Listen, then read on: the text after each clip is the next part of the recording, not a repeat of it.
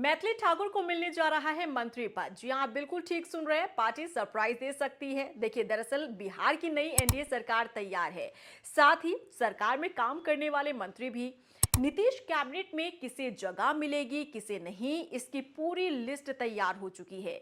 बिहार में नई सरकार की मंत्रिमंडल की सूरत कैसी होगी, किस विधायक की किस्मत खुलने वाली है और किसकी किस्मत चमकने वाली है, इसकी पूरी लिस्ट तैयार है।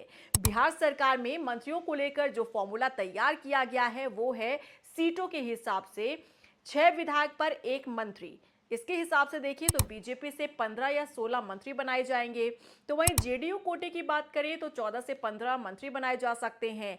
6 विधायक पर 1 मंत्री के हिसाब से फॉर्मूला तय हुआ है। तो एलजेपी की बात करें तो 3 मंत्री पद मिल सकते हैं। जीतन राम मांझी की हम और उपेंद्र कुशवाहा की आरएलएम को एक एक मंत्री पद मिलेगा। जहां नई सरकार के गठन और संभावित मंत्रिमंडल को लेकर चर्चाएं तेज है, तो वहीं सबसे कम उम्र की विधायक बनी मैथिली ठाकुर भी चर्चाओं में है। देखिए, लोक गायिका और बीजेपी विधायक मैथिली ठाकुर न सिर्फ सबसे युवा विधायकों में शामिल हैं, बल्कि इस बात के भी प्रबल संकेत हैं कि उन्हें नई सरकार में मंत्री पद की जिम्मेदारी मिल सकती है।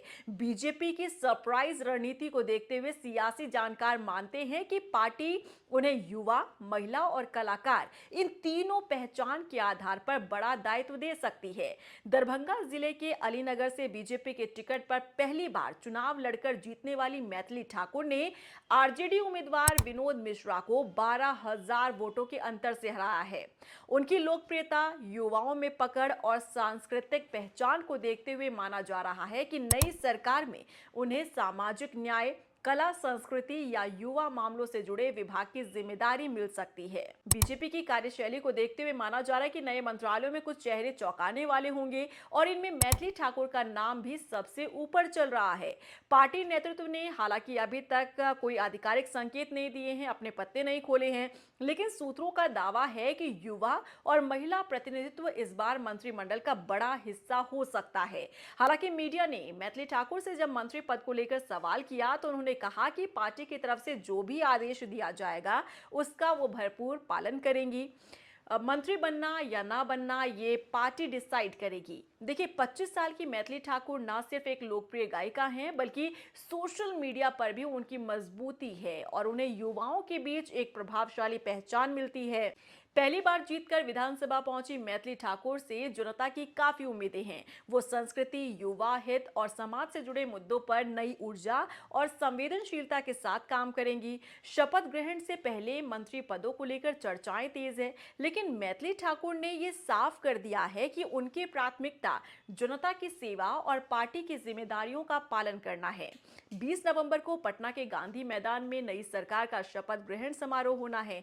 ऐसे में सभी नवनिर्वाचित विधायक, खासकर पहली बार विधानसभा पहुंचे जनप्रतिनिधियों में खासा उत्साह देखने को मिल रहा है। मैथिली ठाकुर भी उन्हीं उत्साह का हिस्सा है और लगातार लोगों के बीच सक्रिय हैं।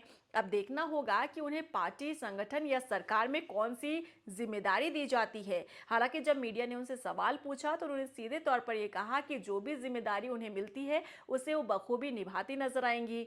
देखिए, बिहार के इतिहास में पहली बार ऐसा हुआ है कि छोटी सी उम्र में कोई विधानसभा तक पहुंचा हो। महज 25 साल की मैथिली ठाकुर जो दरभंगा के अलीनगर से चुनाव लड़ती हैं और यहां से पहले ही अटेम्प्ट में वो जीत हासिल करती हैं।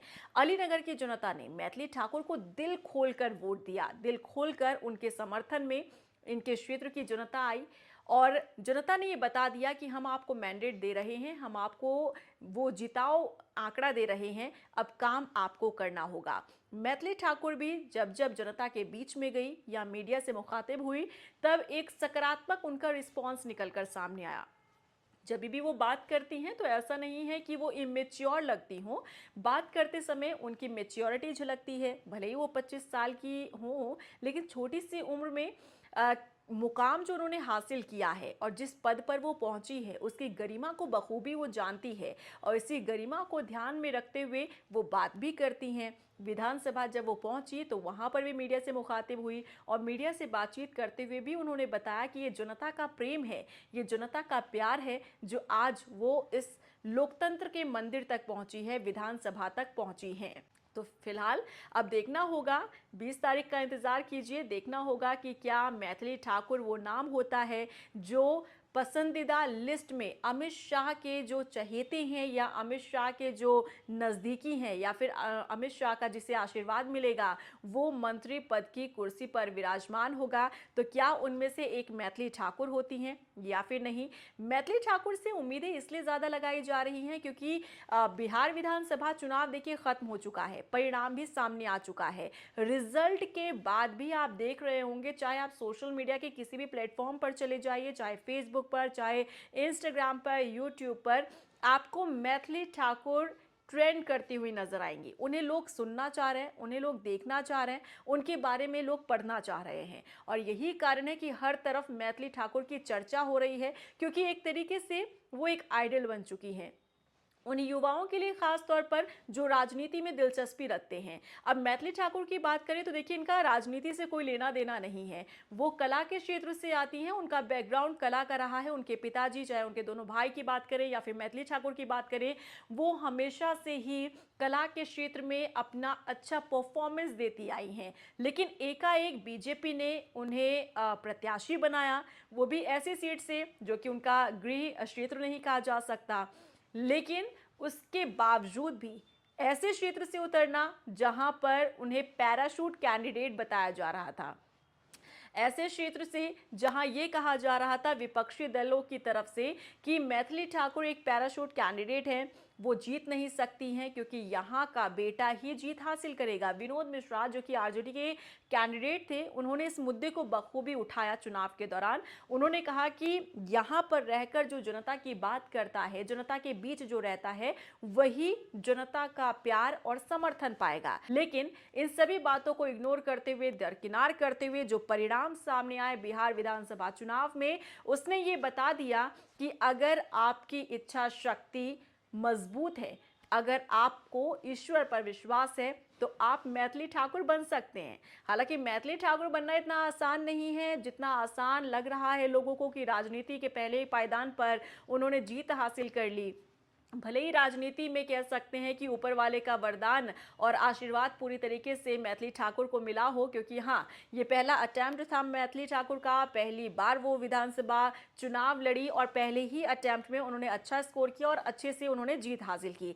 लेकिन यहाँ तक पहुँचना, अपनी पहचान बनाना, वो इतना आसान नहीं था क्योंकि वो कला के क्षेत्र से आती हैं और कला के क्षेत्र में देखिए उन्होंने काफ़ी कंपटीशन किए, काफ़ी कंपटीशन में पार्टिसिपेट किया और ऐसा नहीं है कि हर जगह पर उन्हें सफलता मिली हो, हर जगह पर उन्हें जीत मिली हो।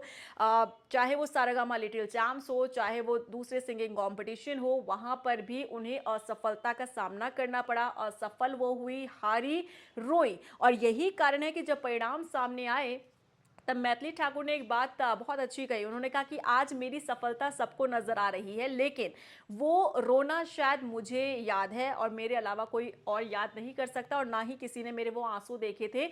क्योंकि जब मैं हारती थी, जब मैं असफल होती थी, तब मैं रोती थी और मैं अपने आप को कमज़ोर समझती थी, लेकिन फिर भी मैं सुबह उठती थी और उसके बाद अपने आप को मजबूती के साथ खड़ा करके अगले चुनौती के लिए तैयार करती थी।